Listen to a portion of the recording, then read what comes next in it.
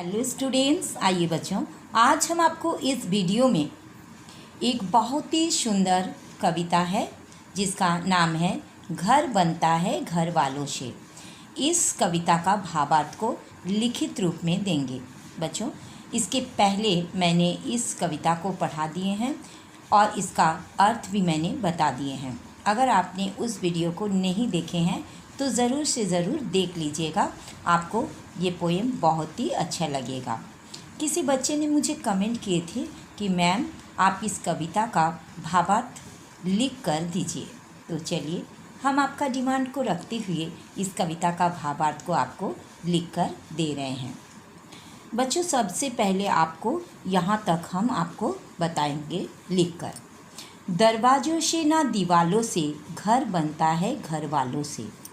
अच्छा कोई मकान बनाएगा, पैसा भी खूब लगाएगा, पर रहने को नहीं आएगा तो घर उसका भर जाएगा सारा मकड़ी के जालों से।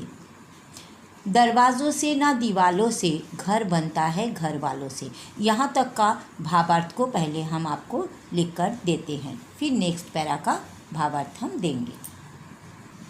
तो बच्चों, यहाँ देखिए, फर्स्ट पैरा जहाँ तक अभी मैंने पढ़ा है वहाँ तक का भावार्थ को आपको हम बता रहे हैं। भावार्थ: इस पंक्ति के माध्यम से कवि कहना चाहते हैं कि घर दरवाज़ा या दीवालों से नहीं, बल्कि घर बनता है घर में रहने वाले लोगों से।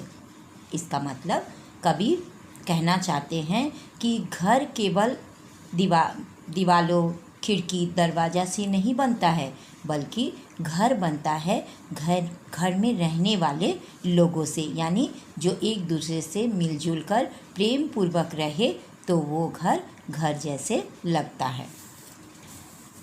कोई अच्छा घर बनाने के लिए बहुत पैसा लगाएगा, लेकिन अगर कोई भी व्यक्ति उसमें रहने नहीं आएगा तो वो घर मकड़ी की जाल से भर जाएगा।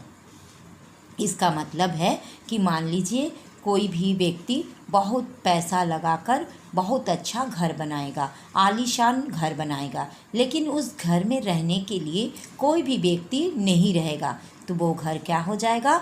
मकड़ी के जाल से भर जाएगा। घर दरवाज़ों से या दीवालों से नहीं बनता, बल्कि घर में रहने वाले लोगों से घर बनता है। अब चलिए नेक्स्ट जो पंक्ति है उसको हम पढ़ाते हैं, उसका भावार्थ को भी बताते हैं। अब देखिए, यहाँ से लेके यहाँ तक का पंक्ति का अर्थ को हम भावार्थ को हम बताएंगे। घर में जब कोई ना होता है, दादी है और ना पोता है, घर अपने नैन भिगोता है, भीतर ही भीतर रोता है। घर हंसता बाल गोपालों से, दरवाज़ों से ना दीवालों से, घर बनता है घर वालों से। चलिए, इसका भावार्थ को हम आपको लिखकर बताते हैं।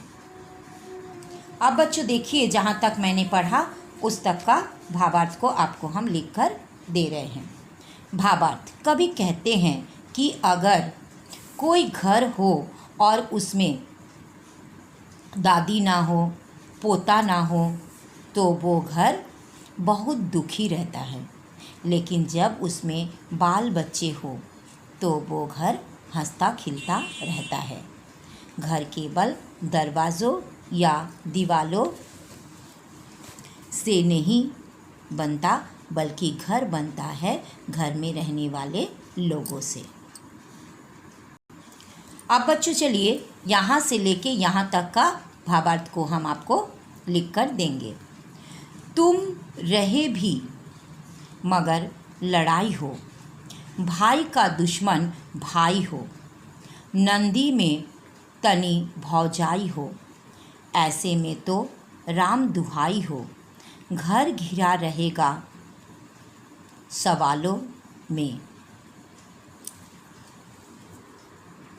घर घिरा रहेगा सवालों से, दरवाज़ों से ना दीवालों से, घर बनता है घर वालों से। चलिए, यहाँ तक का भावार्थ को हम लिखकर आपको बताते हैं। अब देखिए थर्ड पैरा को देखिए, जहाँ तक मैंने पढ़ा वहाँ तक का भावार्थ को आप देखिए।